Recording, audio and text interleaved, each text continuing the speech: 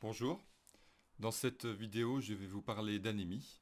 Alors imaginons que nous avons un camion, ou même plusieurs camions, et qu'à l'intérieur de ces camions nous avons des boîtes, à l'intérieur de ces boîtes de l'argent. Donc nous allons parler de transporteurs de fonds. Ces transporteurs de fonds vont s'approvisionner à un entrepôt et distribuer leur argent à différents acteurs. Par exemple au gouvernement, qui a besoin de beaucoup d'argent pour fonctionner. Ils vont le distribuer aux commerçants et également aux particuliers. Une petite partie de l'argent devra évidemment revenir à l'entrepôt car tous les acteurs présents ici ont besoin d'argent pour fonctionner. Ce que je viens de décrire est plutôt simple à comprendre, mais ressemble pour beaucoup de points à notre système circulatoire. Donc regardons à quoi ressemble notre système circulatoire. Dans notre sang, à la place des camions, nous avons des globules rouges. Ce sont les disques biconcaves qui apparaissent ici. Et ces globules rouges, ils transportent beaucoup d'oxygène, qui est ici l'équivalent de l'argent qui est transporté par les camions. Mais la grande majorité de l'oxygène ne se balade pas comme ça dans les globules rouges. On dit que cet oxygène n'est pas libre et qu'il est lié à l'hémoglobine, qui est cette molécule, cette protéine qui apparaît ici en vert. Une molécule d'hémoglobine est liée exactement à 4 molécules d'oxygène. Et comme les transporteurs de fonds, les globules rouges sont chargés à un entrepôt. Ici, l'entrepôt, ce sont les poumons.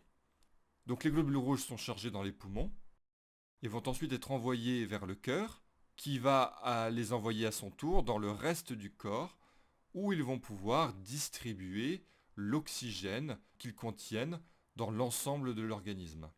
Par exemple, il va être distribué au cerveau, qui est l'un des plus grands consommateurs d'oxygène. Il va être distribué aux reins. Il va être distribué à la peau. Et bien évidemment, une partie de l'oxygène va être délivrée au cœur pour qu'il puisse assurer sa fonction. En fait, il faut bien avoir à l'esprit que tous les organes, tous les tissus, toutes les cellules de notre organisme ont besoin d'oxygène pour vivre et assurer leur fonction. Mais revenons au sujet de cette vidéo puisque nous devions parler d'anémie. Alors qu'est-ce que l'anémie? L'anémie, c'est une diminution de l'hémoglobine dans le sang.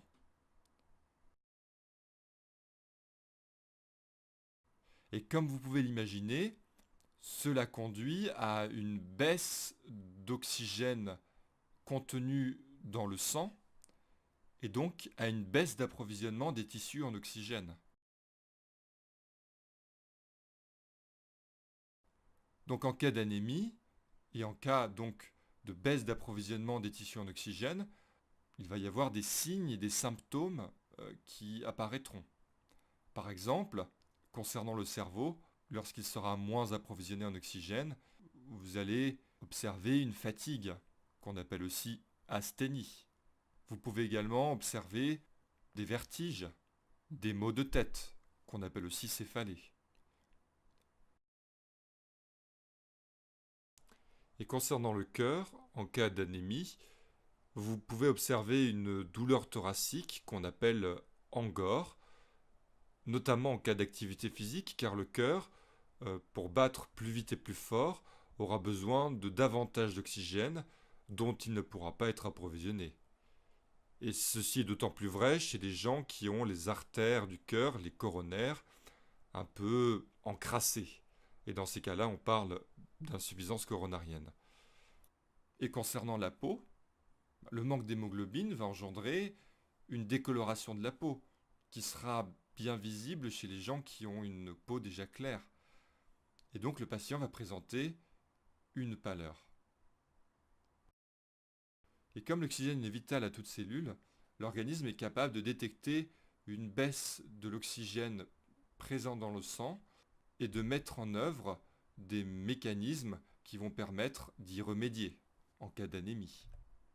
Et donc je propose de revenir à l'analogie des transporteurs de fonds pour aborder la façon dont l'organisme fait face à une anémie.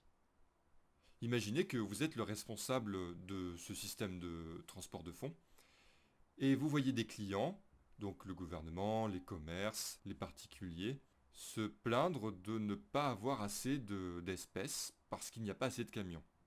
Donc que feriez-vous? Vous pouvez vous dire, il faut mettre davantage de billets dans chacun de ces camions, de façon à ce que chaque camion transporte plus d'argent. Mais très rapidement, vous vous rendrez compte que les camions étaient déjà proches de leur capacité maximale et ne peuvent pas prendre plus de billets. Donc il vous faut une autre solution. Une autre solution, ça pourrait être de faire rouler ces camions plus vite, afin qu'ils aillent plus vite vers leur destination livrer les billets, retourner plus vite à l'entrepôt et faire plus tôt leur deuxième tournée. Autrement dit, augmenter la vitesse des camions permet d'améliorer la quantité d'argent délivré durant un certain laps de temps. Et dès que cela vous sera possible, vous allez traiter le problème à sa racine et vous allez vous approvisionner en camions et en chauffeurs. Ainsi, vous augmenterez votre capacité à distribuer des billets.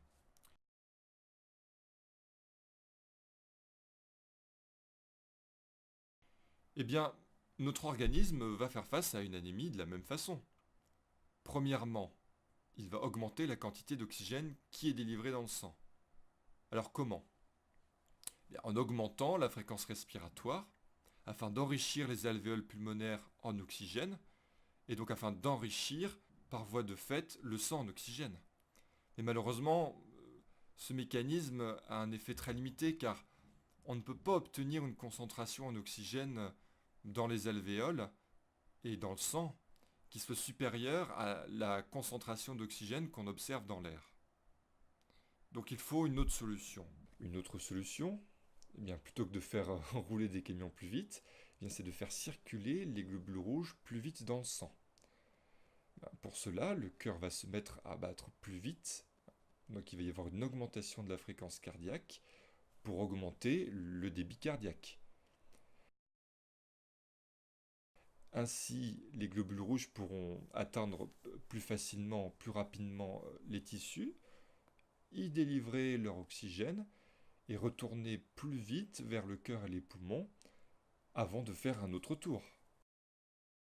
Et puis l'organisme va tenter de traiter le problème à sa source, non pas en augmentant la production de camions, mais en donnant l'ordre d'augmenter la production de globules rouges, et à terme d'augmenter la quantité d'hémoglobine dans le sang.